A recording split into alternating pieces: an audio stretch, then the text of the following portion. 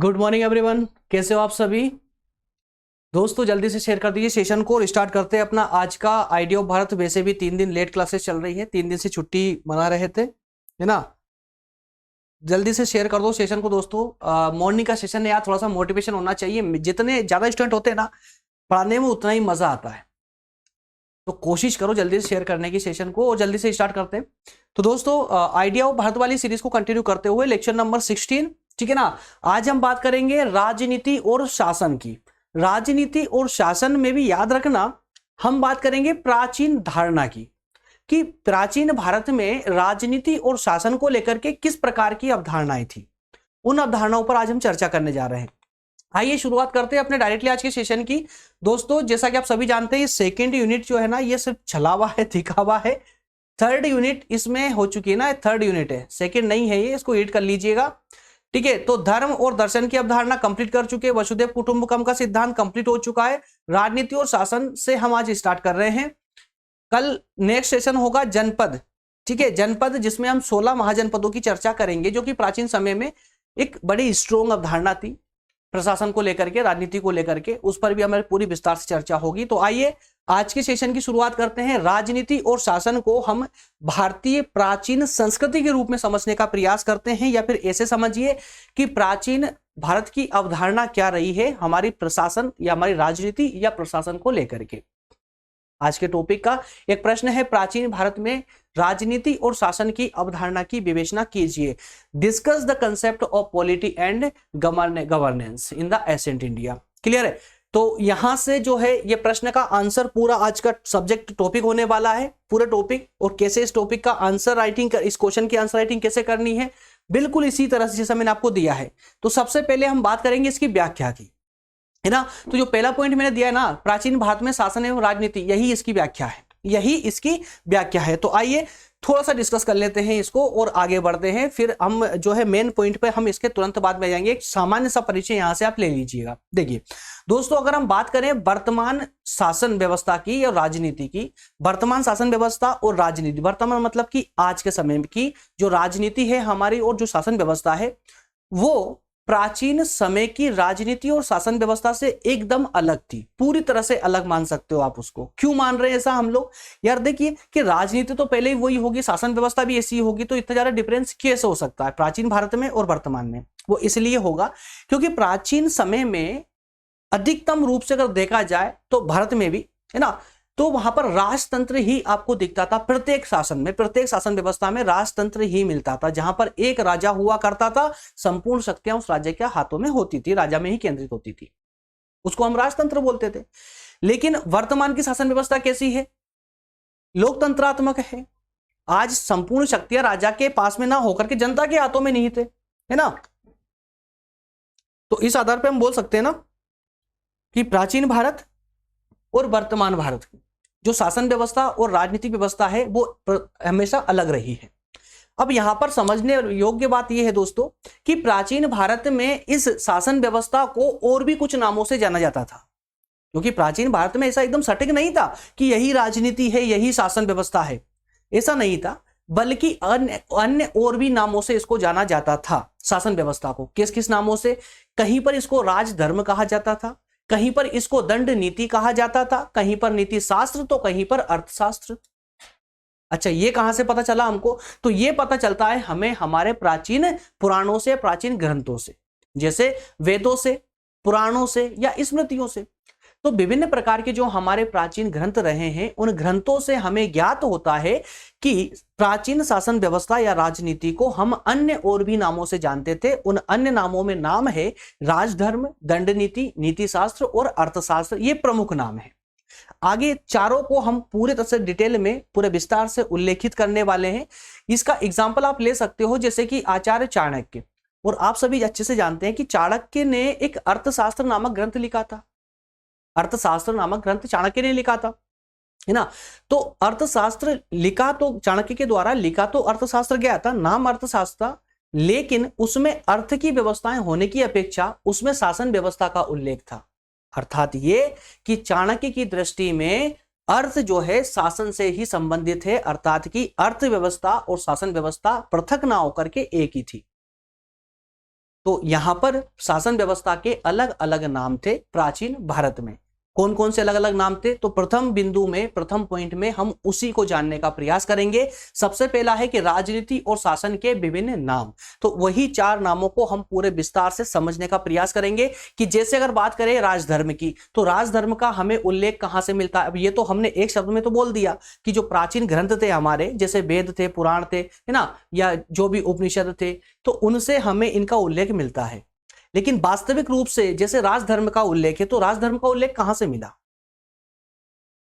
राजधर्म का उल्लेख हमें महाभारत के शांति पर्व से मिलता है। कहां से? महाभारत के शांति पर्व से। क्लियर है? काय का राजधर्म का उल्लेख मिलता है। प्राचीन भारत में राजधर्म ही सबसे ज्यादा प्रचलित था। ये आप भली भांति समझ सकते हैं अगर आपने प्राचीन भारत थोड़ा बहुत भी पढ़ा होगा ना, या प्राचीन क्या यार, मध्यकालीन भारत तक का समय भी यहां पर राजतंत्र का ही रहा था। ये तो संविधान लागू होने के बाद ये स्थिति आई थी ना हमारी, कि लोकतंत्र स्थापित हुआ भारत में। नहीं तो उससे पहले भारत में कौन सी शासन व्यवस्था थी? राजतंत्र तो था, एक राज्य का शासन हुआ करता था, है ना। तो महाभारत के शांति पर्व में राजधर्म का उल्लेख मिलता है। प्राचीन भारत में राजतंत्र ही सबसे ज्यादा प्रचलित हुआ करता था, जिसमें राज्य व शासन संबंधी बातें सम्मिलित की गई थी। क्लियर है? तो एक तरह से आप ये मान लीजिए कि जिसे हम आज राजनीति बोलते हैं, जिसे हम शासन व्यवस्था बोलते हैं, ऐसा ही एक और नाम था राजधर्म। क्या था? राजधर्म। प्राचीन भारत में, है ना। वही राजधर्म का उल्लेख कहां पर देखने को मिलता है? तो महाभारत में मिलता है। और महाभारत में भी कहां पर? शांति पर्व में। कहां पर? शांति पर्व में। याद रहेगा ना। चलिए आगे बढ़ते हैं। अगला नाम था दंड नीति। क्या थी? दंड नीति। अब दंड नीति भी किसी भी प्रशासन व्यवस्था के लिए, प्राचीन भारत के लिए बहुत ज्यादा आवश्यक थी। अगर आप कॉमन सेंस भी लगाएंगे ना, तो भी आप समझ पाएंगे कि दंड नीति कितनी आवश्यक थी। जिसे आज मान लेते हैं कि आज थोड़ी सी नैतिकता लोगों में देखने को मिलती है। क्यों मिलती है? हालांकि इस नैतिकता को हम काफी लंबे समय से फॉलो कर रहे हैं और सर्वज्ञ नहीं है, ये सभी लोगों में नैतिकता देखने को नहीं मिलती, परंतु हां, मैक्सिमम लोगों में आज नैतिकता देखी जा सकती है। लेकिन क्या प्राचीन भारत में भी ये पुट विद्यमान था लोगों में, नैतिकता वाला? तो प्राचीन भारत मतलब कि अति प्राचीन की अगर हम बात करें, तो पहले तो लोगों को ठीक से रहना भी नहीं आता था, है ना। पहले ठीक से लोगों को रहना भी नहीं आता था। तो लोगों को बांधने के लिए, लोगों को एक दिशा में आगे बढ़ाने के लिए, एक समाज के रूप में उनका विकास करने के लिए, है ना, उनके जो दिनचर्या कहें कि उनका जो जीवन था, उस जीवन स्तर को ऊपर उठाने के लिए ही राज्य जैसी संस्था की स्थापना की गई थी। तो राज्य जैसी संस्था की स्थापना करने मात्र से किसी का विकास नहीं होता है। तो यहां कौटिल्य का या बड़े बड़े ऐसे विद्वानों का मत था कि अगर कोई राजा या कोई राज्य अपनी जनता का विकास करना चाहे, तो उस जनता पर कुछ नियम थोपने पड़ेंगे। अर्थात ये कि उनको डराना पड़ेगा। बिना डराए जनता कभी किसी नियम का पालन नहीं करती, और ये सत्यता भी है। ये बात आज वर्तमान में भी लागू होती है ना, वर्तमान में भी लागू होती है। जैसे एग्जाम्पल के लिए ले लें कि जब हम गाड़ी चलाते हैं, है ना, तो क्या ट्रैफिक में आप लोग रुकोगे? रेड लाइट देख करके रुकोगे? अगर आप पर फाइन का डर ना हो, या आगे हवलदार बाबू खड़ा हो उसका डर ना होगा, तो क्या आप लोग रुकेंगे? कतई नहीं रुकेंगे, कतई नहीं रुकेंगे। अगर चालान का और पुलिस का डर ना होगा, कानून का डर नहीं होगा, तो कोई भी नहीं हिचकिचाएगा, फटाफट नियम तोड़ेगा, क्योंकि नियम किसी को भी अच्छे नहीं लगते। हर कोई फ्रीडम, हर किसी को फ्रीडम चाहिए, है ना, चाहे वो गलती क्यों ना हो। तो ये प्राचीन भारत में भी था। तो यहां पर कौटिल्य ने कहा था कि अगर हम जनता का विकास करना चाहे, या राज्य अगर अपनी जनता का विकास करना चाहती है, तो दंड अति आवश्यक है। और यहां तक कि चाणक्य ने तो स्पष्ट शब्दों में कहा था कि दंड के अभाव में, या बल प्रयोग या दंड के अभाव में कोई भी राज्य कायम नहीं रह सकता, कोई भी राज्य जिंदा नहीं रह सकता।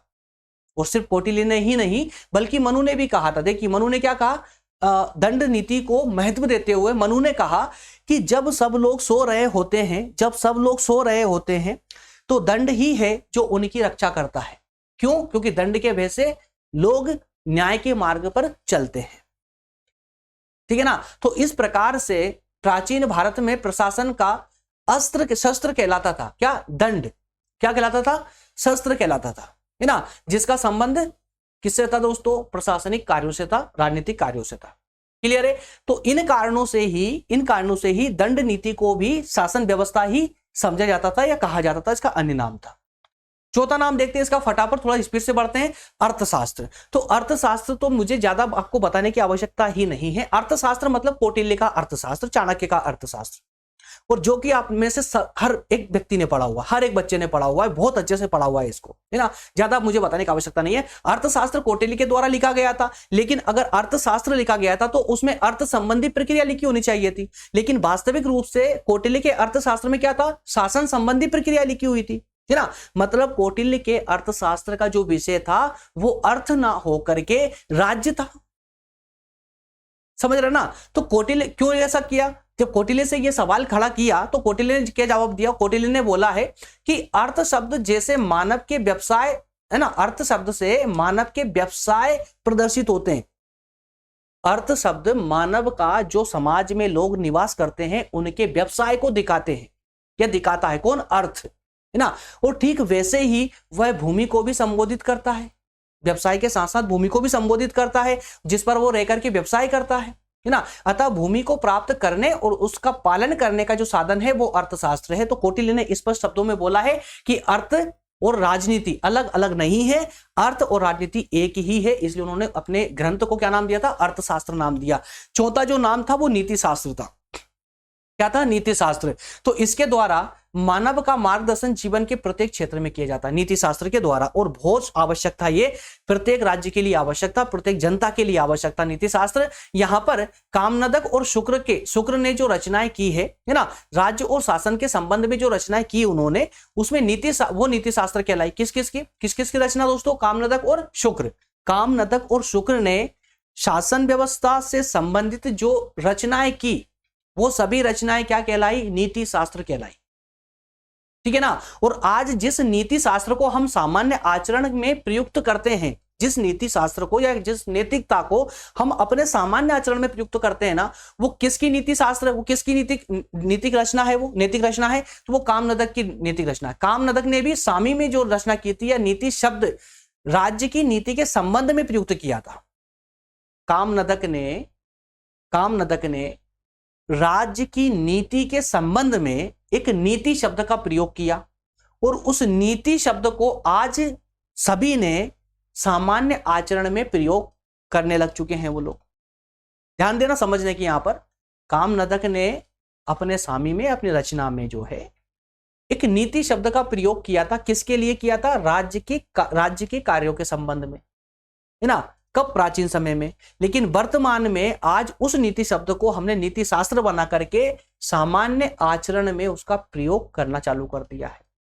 क्लियर है। तो सामान्य आचरण के नियमों को राजा के नियमों से अलग करने के लिए राजनीति शब्द का प्रयोग किया गया है। इसी के बाद से हम राजनीति शब्द का प्रयोग, है ना, जो है प्रचलित हो गया। फिर से एक्सप्लेन कर रहा हूं मैं इसको, ध्यान दीजिएगा। नीति शास्त्र मानव के जीवन के प्रत्येक क्षेत्र में जो है उसका मार्गदर्शन करता है, ये क्लियर है, ठीक है। कामनदक और शुक्र ने शासन या राजनीति के संबंध में जो रचनाएं की थी वही नीति शास्त्र कहलाई, यहां तक भी क्लियर है। अब समझना, कामनदक ने एक नीति शब्द का प्रयोग किया राज्य की नीति के लिए। किसके लिए, राज्य के कार्यों के लिए, राज्य की नीति के लिए, है ना। लेकिन आगे चल करके उस नीति को सामान्य लोगों ने अपने आचरण में एक्सेप्ट कर लिया, तो काफी लंबे समय तक वो नीति शब्द राज्य में भी चलता रहा और सामान्य जनता में भी चलता रहा। तो आगे आने वाले जो राजनीतिज्ञ रहे उनको कंफ्यूजन हो गई कि यार ये क्या हो रहा है, ये नीति जो है राज्य की नीति है, ये जनता की नीति है, कुछ समझ ही नहीं आ रहा है। तो इसलिए आने वाले, मतलब कि बाद के जो राजनीतिज्ञ रहे हैं उन्होंने इस नीति को, राज्य की नीति को अलग और जनता की नीति को अलग अलग करने के लिए क्या कर दिया, नीति के साथ में राज जोड़ दिया। तो वो राजनीति जो बनी ना, वो राज्य के लिए बन गई, वो जो नीति बनी वो जनता के लिए रह गई। आया समझ।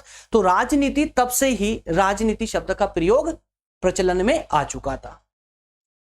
आई बात समझ। तो ये चार नाम थे आपके किसके, शासन व्यवस्था के, जो अलग अलग थे।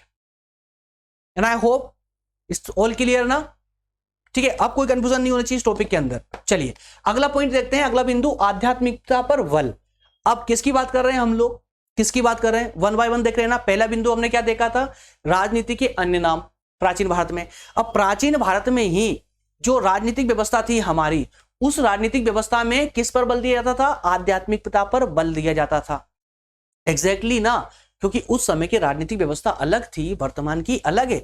वर्तमान की राजनीतिक व्यवस्था तार्किकता पर चलती है, वास्तविकता पर चलती है ना। यहां किसी धर्म विशेष को महत्व नहीं दिया जाता। लेकिन प्राचीन भारत की जो राजनीति थी वो धर्म पर ही आधारित थी, अर्थात आध्यात्मिकता पर ही आधारित थी। ध्यान दीजिएगा, यहां तक कि देखिए, प्राचीन भारत में राज्य को ना मोक्ष प्राप्ति का साधन बताया था। राज्य को मोक्ष प्राप्ति का साधन बताया गया था कि जनता की मोक्ष प्राप्ति में राज्य अपनी सबसे महत्वपूर्ण भूमिका अदा करता है। कैसे करता है जरा आइए मैं समझाता हूं। देखिए, राज्य व्यवस्था करते समय यह ध्यान रखा गया कि राज्य में सुख शांति की व्यवस्था पूरी तरह से बनी रहे। जब राज्य की स्थापना की गई या राज्य जैसी संस्था बनाई गई तो एक व्यवस्था की गई कि जो उस राज्य में लोग निवास करेंगे, जो उसके प्रजाजन होंगे, उन लोगों में जो है ना सुख शांति बनी रहे, इसकी विशेष व्यवस्था की गई थी। क्यों? क्योंकि ऐसे वातावरण में ही आध्यात्मिकता की उत्पत्ति संभव है। अब चूंकि उस समय प्रत्येक व्यक्ति धार्मिक था और प्रत्येक व्यक्ति पर धर्म का एक विशेष प्रभाव था, है ना। तो एक राज्य की जो स्थापना की गई थी ना, वो भी इसी प्रकार की गई थी ताकि जनता में सुख शांति बनी रहे। जब क्योंकि जहां पर जनता सुख शांति होगी जनता में, वहीं पर ही आध्यात्मिकता पनप सकती है, आध्यात्मिकता की उत्पत्ति हो सकती है। धर्मसूत्र, स्मृति, पुराण, नीति शास्त्र आदि सभी ने मानव जीवन का लक्ष्य जो है मोक्ष प्राप्ति ही बताया है। मानव का अंतिम लक्ष्य क्या है? चाहे आप वेदों को उठा लीजिए, चाहे आप उपनिषदों को उठा लीजिए, पुराणों को उठाइए, वेदांगों को उठाइए, किसी भी ग्रंथ को उठा लीजिए, प्रत्येक ग्रंथ में मोक्ष प्राप्ति का एकमात्र, मानव का एकमात्र जो अंतिम लक्ष्य होता है वो मोक्ष प्राप्ति को ही बताया गया है कि प्रत्येक मनुष्य का अंतिम लक्ष्य क्या होगा? मोक्ष की प्राप्ति। तो कौटिल्य के अर्थशास्त्र के अनुसार ध्यान दीजिएगा, राज्य ही समाज में ऐसी व्यवस्था लागू कर सकता है जो मानव को मोक्ष प्राप्ति की राह पर ले जाए।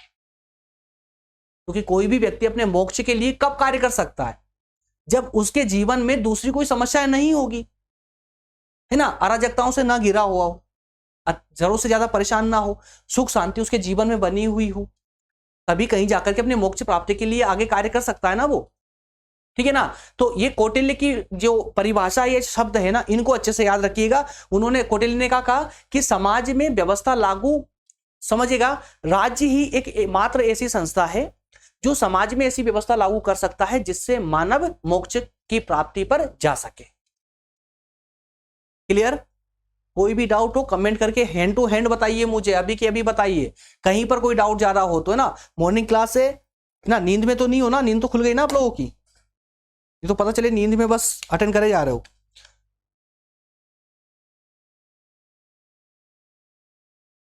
आगे बढ़े, चलिए। नेक्स्ट है इसका सिद्धांती की, अगर बात करें हम प्राचीन शासन व्यवस्था की, तो व्यवहारिकता पर यह आधारित था। किस पर? व्यवहारिकता पर आधारित था। व्यवहारिकता का मतलब क्या हुआ? प्राचीन समय में राज्य की जो नीतियां थी, जो कानून थे ना, वो व्यवहार पर आधारित थे। मतलब उस समय सिद्धांतों को इतना महत्व नहीं दिया जाता था, ऐसे कोई कठोर रूल्स एंड रेगुलेशन नहीं थे। समाज व्यवहारिक रूप से किस ओर जा रहा है ना, उसी में राज्य सपोर्ट किया करता था उसको। या राज्य के अगर सामान्य कोई नियम होते भी थे तो व्यवहार पर आधारित होते थे कि समाज का व्यवहार किस प्रकार का, उस पर आधारित होते थे, ना कि कोई ठोस या रुग्ण जिस प्रकार के सिद्धांत होते थे, ऐसे सिद्धांतों का पालन नहीं किया जाता। प्राचीन भारतीय राजनीति में आदर्श राज्य संबंधी जो धारणा, देखिए आदर्श राज्य संबंधी धारणा के जो नियम है ना, बड़े खतरनाक है, वो बहुत खतरनाक है ना। तो ऐसे सिद्धांतों को उस समय जो है मान्यता ही नहीं दी गई थी। क्यों? क्योंकि उस समय सर्वसाधारण लोगों का जो स्वभाव था ना, बहुत कोमल सा स्वभाव था, नॉर्मल सा स्वभाव था। उनको आवश्यकता थी फिलहाल तो उनको संगठित होकर के उनके अपने खुद के विकास करने की, है ना। तो उस समय आदर्श राज्य संबंधी धारणाओं को अगर थोप दिया जाता, इन नियमों को अगर थोप दिए जाते, तो वो अपना विकास कैसे कर पाते। तो इसी परिप्रेक्ष्य में जो है A.K. सेन ने लिखा भी है कि हिंदू राजनीतिक चिंतन उत्कृष्ट वास्तविकता से भरा पड़ा है, उत्कृष्ट वास्तविकता से। तो प्राचीन भारत में जो राजनीतिक चिंतन रहा है, मतलब राजनीतिक व्यवस्था, इनका कहने का मतलब क्या है कि प्राचीन समय में जो राजनीतिक व्यवस्था रही है ना, उसमें वास्तविकता मिलती थी। क्या? वास्तविकता। कुछ राजनीतिक अपवादों को अगर छोड़ दिया जाए तो भारतीय राजनीतिक विचारों का संबंध जो है राज्य के सिद्धांतों और दर्शन से उतना नहीं रहा जितना कि स्थूल समस्याओं से रहा है। कुल मिलाकर के ये कि राज्य के जितने भी नियम बनते थे, जो सिद्धांत बनते थे, वो सब जो है फालतू के या आदर्श राज्य संबंधी नियमों या सिद्धांतों से संबंधित नहीं थे। लगभग सबके सभी जो है ना उस समय के लोगों की समस्याओं से संबंधित थे। मतलब वास्तविक जो समस्या थी लोगों की, उन समस्याओं के संबंध में नियम बनाए जाते थे। क्लियर है। नेक्स्ट पॉइंट देखने को मिलेगा आपको कि छोटे राज्यों का अस्तित्व। तो ये बहुत प्यारा कंसेप्ट रहा था प्राचीन भारत से, जो आज भी चला आ रहा है। छोटे राज्यों का अस्तित्व प्राचीन भारत में भी था और वर्तमान में भी आप देख सकते हो, है ना। एक केंद्र होगा, उसके बाद छोटे छोटे राज्य, वो ये व्यवस्था प्राचीन भारत में भी थी। कैसे देखिए, प्राचीन भारतीय राजनीति के अंतर्गत यह मत प्रचलित था कि भारतवर्ष कई राज्यों में विभाजित है। भारतवर्ष जो है कई छोटे छोटे राज्यों में विभाजित था। जी हाँ, देखा भी हम लोगों ने, देखा मतलब कि पढ़ा है आधुनिक इतिहास में। जब तक अंग्रेजों ने आकर के उसको संगठित नहीं किया, उससे पहले पूरा भारत छोटे छोटे राज्यों में तो बटा हुआ था।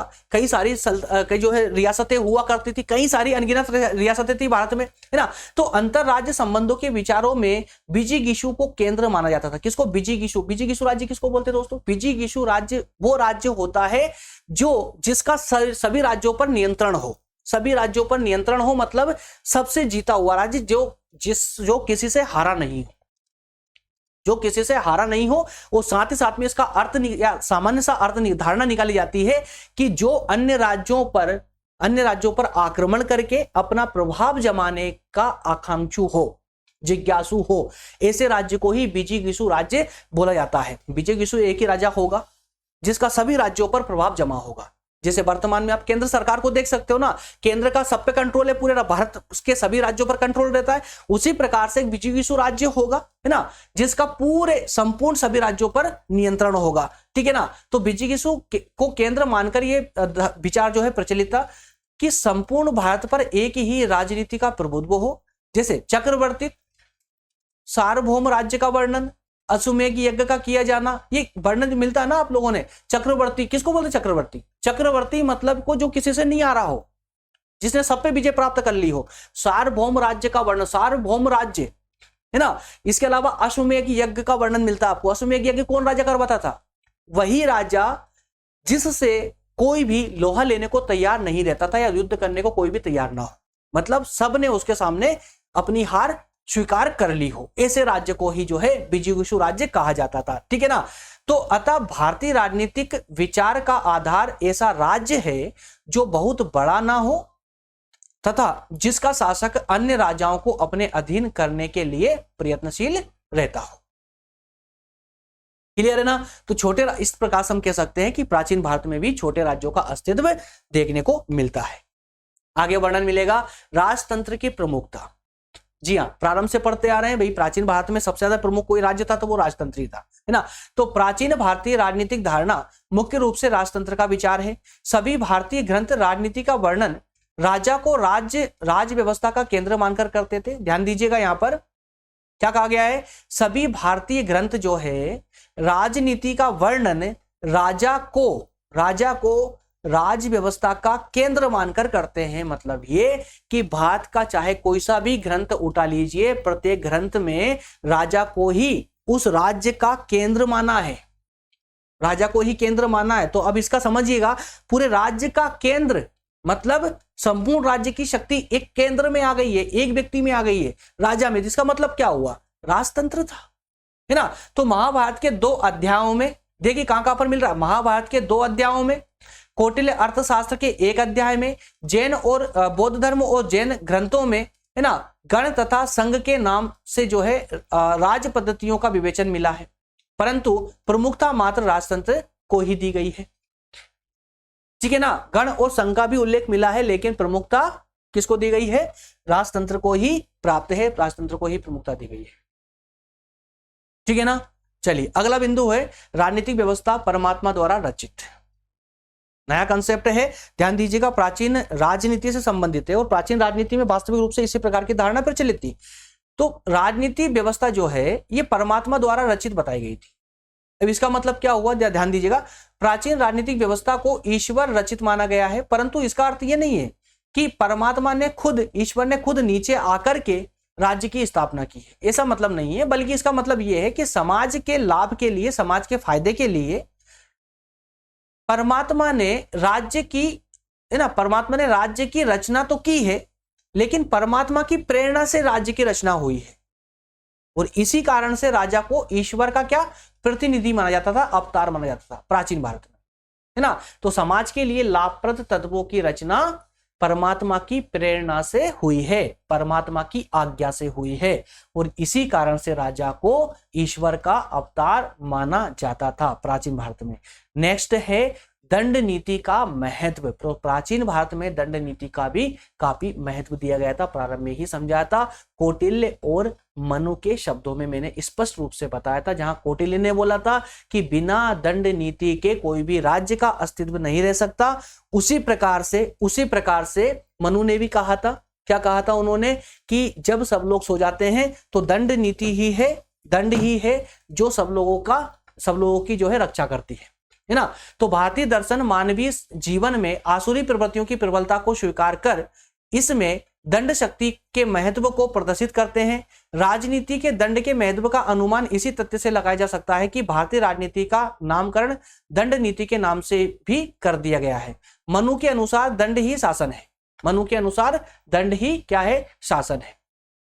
दोस्तों एक छोटा सा प्यारा सा सेशन था, उम्मीद करता हूं समझ आया होगा आप लोगों को। और चूंकि ये सेशन जो आज हुआ है ना, ये बहुत जरूरी था ताकि आप ये जनपद और ग्राम स्वराज को अच्छे से समझ पाए, है ना। बहुत जरूरी था, इसके लिए एक भूमिका तैयार हमने की है ताकि आप जनपद को, और कल के सेशन में जनपद पर बात करेंगे, उसके 16 महाजनपद जो थे ना उस पर चर्चा करेंगे, तो वो तभी समझ पाएंगे जब आपने आज का सेशन समझा होगा। तो उम्मीद करता हूं जो मैंने 6-7 पॉइंट आपको डिस्कस करवाए हैं ना शासन व्यवस्था के, वो आप अच्छे से उसको एक्सप्लेन कर लिया, आप समझ लिया होगा। रटने की कुछ भी आवश्यकता नहीं मेरे सेशन में, बस समझ लो, इतना पर्याप्त है। समझ लिया है ना, तो आज के सेशन से कल के सेशन में देखना किस प्रकार से मदद मिलने वाली है आपको, और बहुत प्यारा सेशन कल भी होगा जनपद और 16 महाजनपदों पर। उसके बाद में परसों हम बात करेंगे ग्राम स्वराज की। क्लियर है?